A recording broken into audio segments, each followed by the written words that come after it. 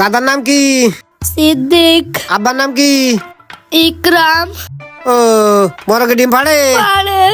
ও বড়কে ডিম ফাড়ে। আচ্ছা পড়ো কলমা শাহাদাত। কলমা শাহাদাত। লা ইলাহা লা ইলাহা ইল্লাল্লাহ মুহাম্মাদুর রাসূলুল্লাহ।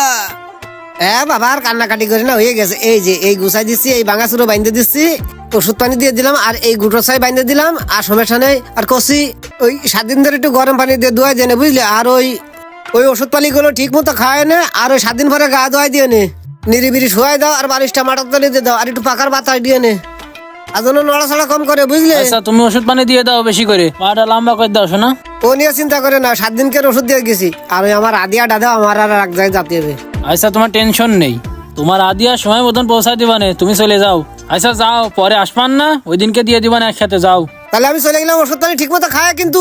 মনি ব্যথা লাগিল থাক, সেরে যাবে না, পাগলে সবারই কাটে, আমাদেরও কাটেলো, পিঁপড়ের মতন একটুকুনি ব্যথা লাগে। রিয়াজ ভাই করছিলাম তুই এই বিয়েটা করিস নে, তুমি তো জানোই তোমার যার সাথে বিয়ে ঠিক করেছে ওর সাথে আমার সেই লেভেলের প্রেম, তাছাড়াও অনেক কিছু ওর সাথে আমার হয়েছে।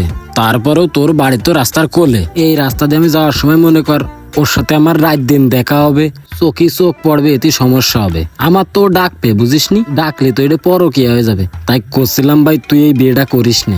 দেখ শামিম, তুই এই কথা কইস নে, বিয়ে বাড়িটা আমার করতেই হবে। দেখতেছিস তো আমার চুলমুল এমনিতে পড়ে যাচ্ছে, বিয়ের সাথে হচ্ছে না। কত জায়গায় তো দেখতে আসে, কেউ পছন্দ করে না এই চুল পড়ে যাচ্ছে বুঝলে। আমার বহুত কষ্ট করে আমার বাপ এই মেয়েটা ম্যানেজ করে দিয়েছে। তুই আর কিছু কইস না, এই বিয়েটা তুই করতে দে আমার। দেখ ভাই তুই এই বিয়েটা করিস নে, এতে তিনজনের কিন্তু জীবনটা নষ্ট, তোর জীবন নষ্ট, আমার জীবন নষ্ট, মায়েরটার জীবন নষ্ট। হ্যাঁ, তার থেকে তুই এই বিয়েটা না বাদ দিয়ে দে। দেখ শামিম, তুই যাই কইস না কেন, এই বিয়ে আমি বাদ দিতে পারবেন না। আজকে আমার বাড়ি মেয়ে